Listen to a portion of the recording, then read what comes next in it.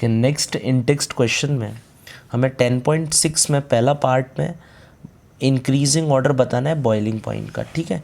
तो आप ध्यान से देखें, ब्रोमोमीथेन है आपका CH3Br और ब्रोमोफॉर्म है CHBr3 और इसके बाद है क्लोरोमीथेन यानी कि CH3Cl और डाई ब्रोमोमीथेन है CH2Br2। देखिए बॉइलिंग पॉइंट्स में हमें करना क्या होता है, बॉइलिंग पॉइंट हमेशा याद रखें मॉलिक्यूलर साइज़ पर डिपेंड करता है। जितना ज़्यादा मॉलिक्यूलर साइज़ होगा, जितना बड़ा मॉलिक्यूल का साइज़ होगा या मॉलिक्यूलर मास जितना ज़्यादा होगा, यू विल फाइंड कि वहाँ पर उतना ज़्यादा बॉइलिंग पॉइंट होगा।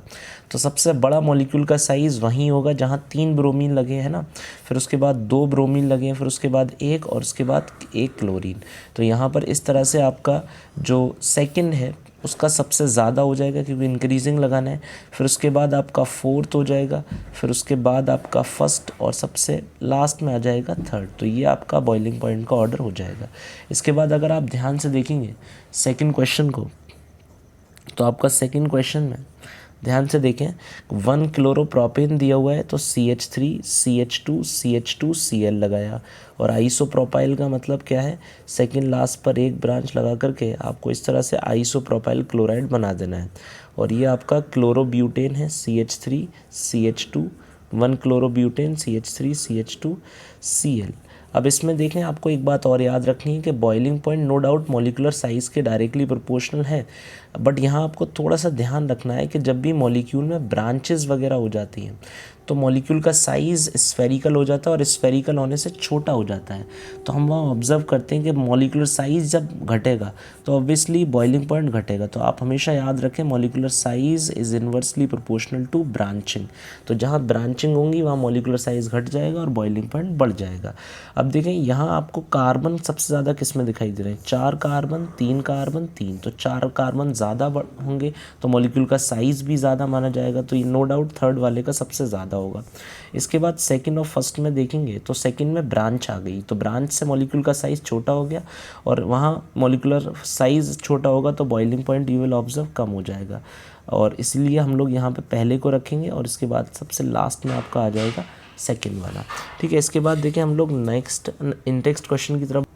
तो देखिए हमारा नेक्स्ट इंटेक्स्ट क्वेश्चन है 10.7 जिसमें हमें बताना है which alkyl halide from the following pairs would you expect to react more rapidly by SN2 mechanism, explain your answer. तो हमें बताना है कि पहले पार्ट में इनमें से कौन सा ज़्यादा रिएक्टिव होगा SN2 में। तो देखिए इस सवाल को करने के लिए हमें एक बात ध्यान में रखनी है कि रेट या रिएक्टिविटी की बात जब भी होगी SN2 की तरफ, तो SN2 मैकेनिज्म में रेट और रिएक्टिविटी कैसे चेक करते हैं, तो रेट और reactivity of SN2 is inversely proportional to steric hindrance.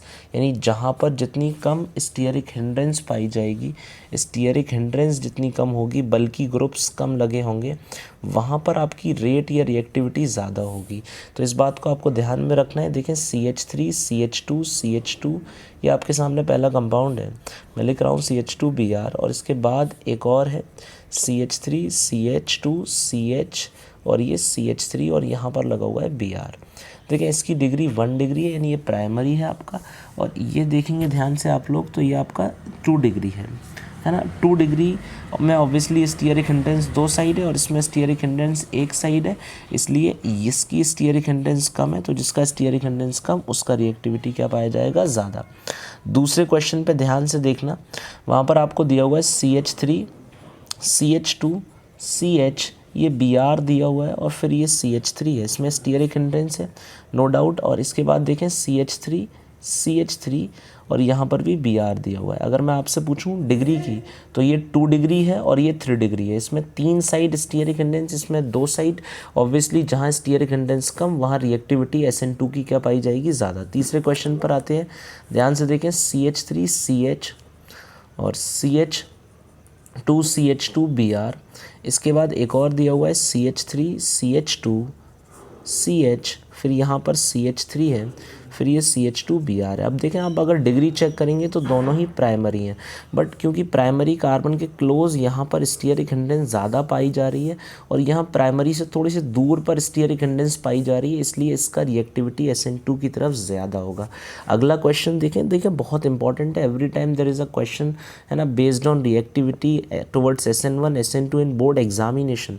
सो हमें इन क्वेश्चंस को बहुत केयरफुली करना है, यहीं से डायरेक्टली एग्जाम में क्वेश्चन रख दिए जाते हैं। देखिए हमें बताना है in which of the following pair of halogen compounds which compound undergo faster in SN1 reaction. तो SN1 में कौन जल्दी जाएगा, तो जैसे ये पहला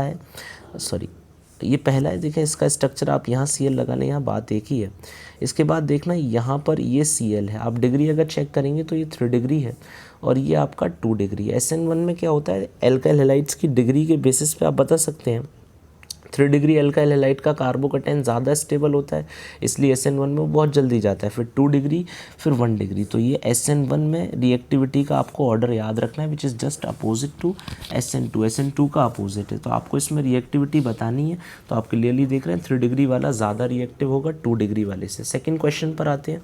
देखिए इसमें आपको यहाँ 2 एल्काइल हैलाइड दिए हुए हैं, यहाँ पर लगा हुआ है, तो ये आपका 2 डिग्री हो जाएगा।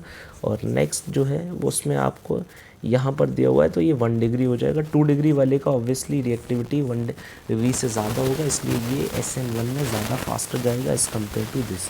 देखिए एक बहुत अमेजिंग एक्सरसाइज दिया हुआ है 10.9, जिसमें आपको A, B, C, D, E, R and R dash को आइडेंटिफाई करना है। तो देखिए पहले हम लोग ग्रिग्नार्ड रिएजेंट सिंथेसिस से स्टार्ट करते हैं। जैसे ये आपका एक है ना साइक्लो एक तरह से कंपाउंड है, यहाँ पे Br है और Mg लिखा हुआ है, ये आपका ग्रिग्नार्ड रिएजेंट सिंथेसिस है, मैग्नीशियम ड्राई ईथर। तो यहाँ Mg जो है ये बीच में आपको इंसर्ट करना है और इस तरह से आपको जो प्रोडक्ट यहाँ मिलेगा ये हो जाएगा आपका MgBr। तो ये आपका A हो गया। अगर आपने इसको हाइड्रोलाइज किया, हम जानते हैं कि यहाँ पे जो R या ये जो अभी साइक्लो कंपाउंड है, यहाँ कार्बन पर नेगेटिव होगा और Mg पर पॉजिटिव होगा। और इसको अगर एसिडिक H दिखाई दिया, जैसा कि यहाँ पर HOH में ये जो H पॉजिटिव है ये एक एसिडिक H है, तो एसिडिक H अगर इसे दिखाई देगा तो ये नेगेटिव वाला सेगमेंट इस एसिडिक H को ले जाएगा अपने साथ और एसिडिक H को अपने से जोड़ लेगा और आपको यहाँ पर ये प्रोडक्ट मिल जाएगा, H यहाँ जुड़ जाएगा, यानी साइक्लोहेक्सेन आपको मेन प्रोडक्ट मिल जाएगा। तो ये आपका B हो गया। ठीक है, अब अगला देखें RBr की रिएक्शन Mg के साथ हो रही है। फिर से ग्रिग्नार्ड रिएजेंट सिंथेसिस करना है ड्राई ईथर की प्रेजेंस में। यू विल फाइंड कि यहाँ Mg जो है वो बीच में लग जाएगा, RMgBr बन जाएगा। ठीक है, अब ये D2O में क्या करना है, D2O में जैसे एसिडिक प्रोटॉन होता था ऐसे ही DOD ऐसे लिखेंगे और ये एसिडिक बन जाएगा। तो ये जो D पॉजिटिव है ये R नेगेटिव से जुड़ जाएगा और यहाँ पे आपका RD बन जाएगा। अब देखना इन्होंने RD की प्लेस पर ये दे रखा है CH3 CH, यहाँ पर क्या लगा हुआ है, ध्यान से देखें D और ये CH3। तो आप सभी को क्लियरली नज़र आ रहा होगा कि R जो है वो यहाँ पे CH3 ये अटैचमेंट यहाँ से ये आपका R हो जाएगा, ये आपका R है। ठीक है, तो C की अगर बात करें तो C आपका यहाँ पर C जो है वो बस CH3 MgBr, तो ये MgBr यहाँ सेकंड वाले कार्बन से अटैच है, इससे अटैच है, तो ये आपका मैंने बना दिया C। ठीक है, ये C है। इसके बाद देखिए हम लोग आगे बढ़ते हैं। इसमें एक और क्वेश्चन दिया हुआ है आपको जिसमें है ना उल्टा चलना है। यहाँ पे R1 या R प्राइम बोल रहे हैं X है और यहाँ पे Mg के साथ रिएक्शन हो रहा है, तो आप समझते हैं यहाँ D जो बनेगा वो R प्राइम MgX, क्योंकि ये ग्रिग्नार्ड रिएजेंट सिंथेसिस है। और यहाँ जो H2O के साथ रिएक्शन पर R नेगेटिव जैसे H ले लेगा तो ये आपका E बन जाएगा, यानी कि ये आपका D है और ये E है। अभी अब है R1 मालूम नहीं है, अभी देखेंगे क्या करना है यहाँ पर। जैसे ये जो रिएक्शन हो रहा है सोडियम मेटल और ईथर के साथ, यहीं से हमें हिंट मिलेगा बहुत कुछ। अब देखना यहाँ पर जो प्रोडक्ट उन्होंने दिया है वो ये है। अब आपको यहाँ पर वुड्स रिएक्शन को रिकॉल करना पड़ेगा। आप सभी को इस बात को ध्यान रखना है कि वुड्स रिएक्शन में एग्जैक्टली फोटोकॉपीज़ मिलती हैं, क्योंकि हम लोग वुड्स रिएक्शन में 2 मोल एल्काइल हैलाइड के लेते हैं। अब आप जो भी प्रोडक्ट एल्केन का मिल रहा है उसको 2 पार्ट्स में डिवाइड कर दो और जो एक पार्ट है आपका वो ज़रूर एल्काइल हैलाइड का होगा। तो यहाँ CH3 single bond CH3 single bond CH3 और ये आपका एल्काइल हैलाइड का पार्ट हो गया। अब आप इसे मैग्नीशियम के साथ रिएक्ट कराएंगे तो मैग्नीशियम बीच में इंसर्ट हो जाएगा और आपका यहाँ आर प्राइम आपको मिल चुका है, यही आपका आर प्राइम हो जाएगा। तो इस तरह से आप सोच सकते हैं। ठीक है, थैंक यू।